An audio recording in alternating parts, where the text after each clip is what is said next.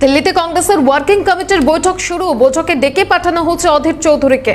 আজ সিদ্ধান্ত হতে পারে কংগ্রেসের দলনেতা কে হবেন। অন্যদিকে বিকেল ৫টায় কংগ্রেসের সংসদীয় কমিটির বৈঠকও রয়েছে। তবে ইতিমধ্যে ওয়ার্কিং কমিটির বৈঠক অশোকা হোটেলে শুরু হচ্ছে। বৈঠকে ডেকে পাঠানো হচ্ছে অধীর চৌধুরীকে। আজ সিদ্ধান্ত হতে পারে কংগ্রেসের দলনেতা কে হবেন।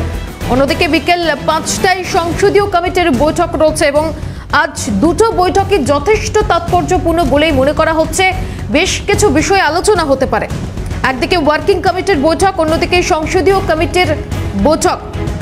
ইতিমধ্যে ওয়ার্কিং কমিটির বৈঠক শুরু হচ্ছে এবং সেই বৈঠকে ডেকে পাঠানো হচ্ছে অধীর চৌধুরীকে। আজ সিদ্ধান্ত হতে পারে কংগ্রেসের দলনেতা কে হবেন। বিস্তারিত জানবো নয়াদিল্লি থেকে আমাদের প্রতিনিধি ইন্দ্রাণী রয়েছেন। ইন্দ্রাণী, একদিকে ওয়ার্কিং কমিটির বৈঠক, অন্যদিকে সংসদীয় কমিটির বৈঠক, দুটো বৈঠকে যথেষ্ট তাৎপর্যপূর্ণ। মূলত কোন কোন বিষয় নিয়ে আলোচনা হতে পারে?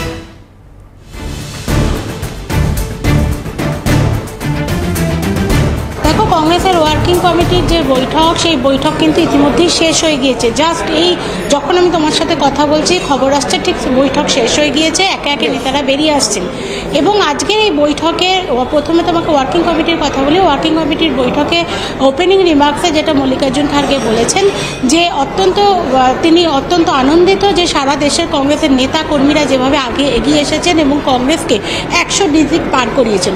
দ্বিতীয়ত তিনি যেটা বলেছেন যে মণিপুর এবং অন্যান্য যে অঞ্চল, যে বিষয়গুলো নিয়ে তারা, মণিপুর সংক্রান্ত যে বিষয় বা অন্যান্য যে বিষয়গুলো নিয়ে তারা সামনে এসেছিলেন, মূল্যবৃদ্ধি, বেকারিত্ব, এই গ্যাসের দাম বৃদ্ধি, এই সমস্ত বিষয়গুলোকে দেশের সাধারণ মানুষ অ্যাকসেপ্ট করেছেন, তারা সন্তুষ্ট হয়েছেন এবং সেই কারণে কিন্তু ইন্ডিয়া ব্লককে এত বিপুল পরিমাণে ভোট দিয়েছেন।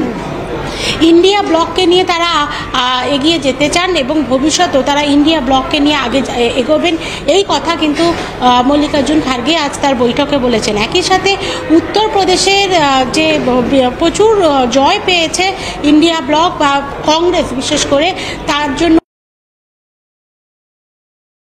তিনি যেটা বলেছেন উত্তরপ্রদেশের প্রত্যেকটা অঞ্চলে তারা রাজ্যের যে কমিটিগুলো তাদের কাছেও রিপোর্ট তলব করেছেন।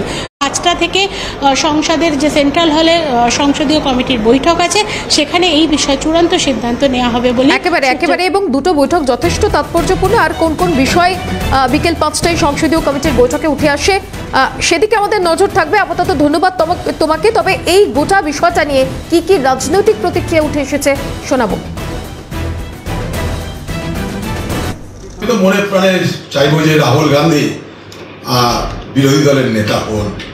ব্যাপার আছে যে আজকে ভারতবর্ষে মোদিকে এইভাবে মোকাবেলা করে এই যে উত্থান কংগ্রেসের, তার নেতার নাম রাহুল গান্ধী, যিনি একদিকে কন্যাকুমারিকা থেকে কাশ্মীর, আরেকদিকে মণিপুর থেকে